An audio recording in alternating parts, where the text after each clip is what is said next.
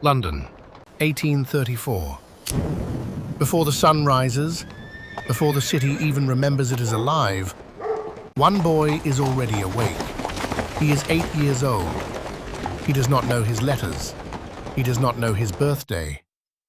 What he knows is soot and rope and the narrow black throat of a chimney that could kill him before breakfast. They called him a climbing boy. This is his day. 4:15 in the morning. A cellar room. Cold stone. The soft sound of boys breathing in the dark. He sleeps on a sack of soot. Not beside it, on it. Because it is warmer than the floor, and warmth is not something this life gives freely. The master sweep kicks the sack. That is the only alarm clock he will ever know. Many of these boys were sold by their own families for a few shillings. Others were orphans, handed over by the parish workhouses like unwanted animals. The master paid for him. That makes him property. He pulls on the only clothes he owns, already black, always black, because there is no washing this life out of fabric or skin. Outside, London is still asleep, but chimneys do not wait. They need to be swept before the fires are lit for breakfast, which means this boy's entire day happens in darkness, so richer men can have a warm room by sunrise. 4:45. Walking. Brushes over his shoulder, soot bag on his back. He walks for miles, bare feet on freezing cobblestone. The master walks ahead, calling the old cry through the empty streets. Sweep! Sweep-o! It is a song London knows. A song that means somewhere, right now, a child is about to climb into a space 9 inches wide. 9 inches. Some chimneys even narrower. Boys were bought and sold specifically for their size. The smaller, the more valuable. Masters would starve a boy on purpose. A thin child fits where a fed one cannot. A townhouse. Grand. The kind of home this boy will never live in, only crawl through the bones of. A servant lets them in without a word. Nobody here will remember his name. Nobody will ask it. The hearth. The boy looks up into the flue. Blackness. This is the moment. Every single day, this is the moment. He strips down, not out of lack of modesty, because clothing catches. Clothing kills. Clothing means the difference between coming back down and never coming back down at all. Elbows and knees already scarred raw. The skin has to toughen. It takes weeks of bleeding before it calluses over. Some masters rub the boy's limbs with brine, salt, in open wounds, on purpose to build scar tissue faster. He climbs. No light, no air that isn't thick with black dust. Back against one wall, knees against the other, inching upward, the way a spider climbs inside a bottle. If he panics here, he dies here. Boys have gotten stuck. Boys have suffocated, wedged in flues built crooked, narrow, sometimes still warm from last night's fire. If he freezes, the master has one method to get him moving again. He lights a small fire beneath him, forces him up with smoke and pain rather than pull him back down. They called it lighting a fire to encourage him. He does not freeze today.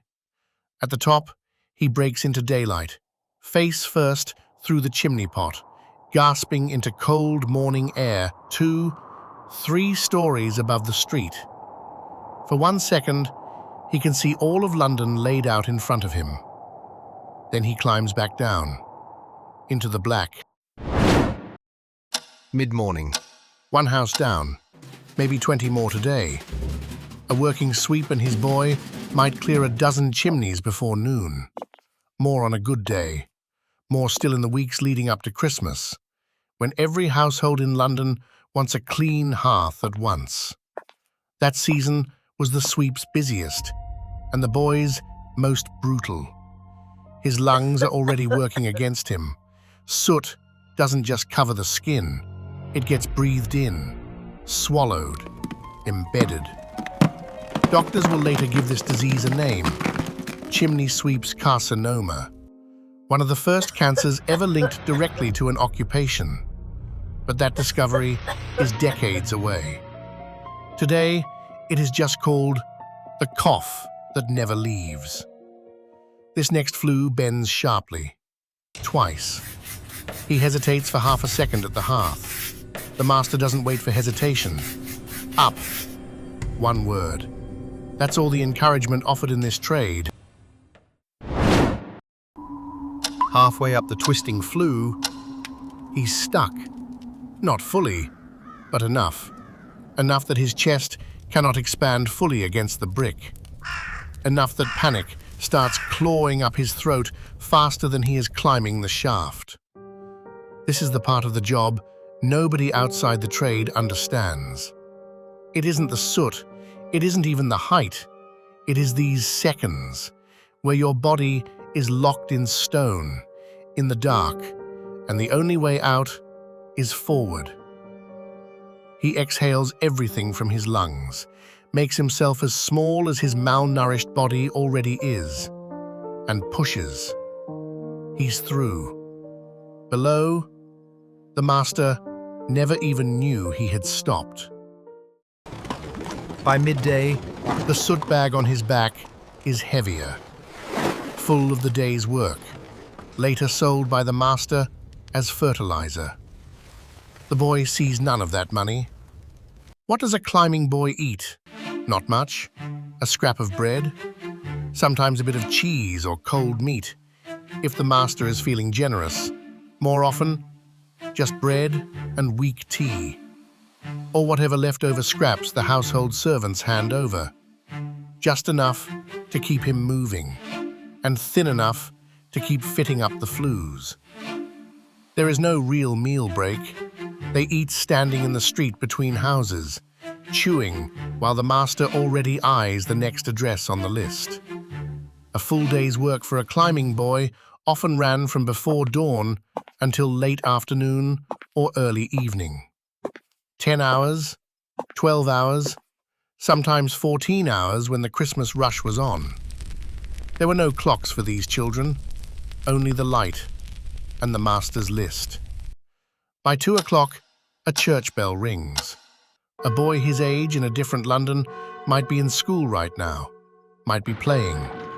This boy has never had a day that included either. He climbs a 4th house, a 5th.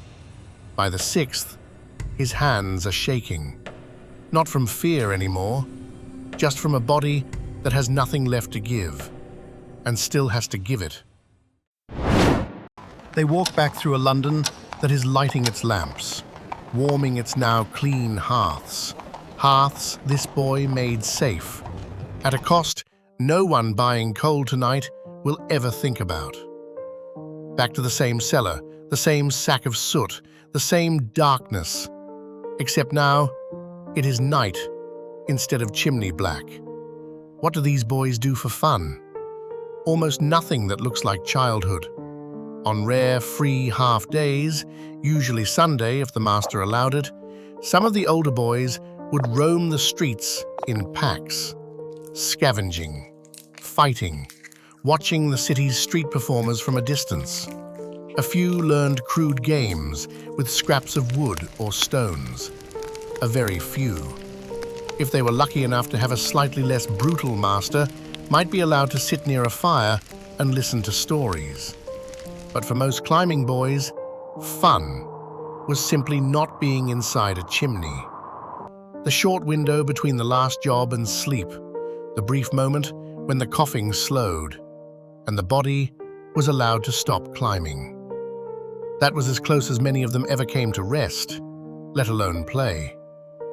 Tomorrow, before the sun rises again, it starts over. Boys like him climbed London's chimneys for over 100 years, some as young as 4 years old. Some died in the flues they were sent up.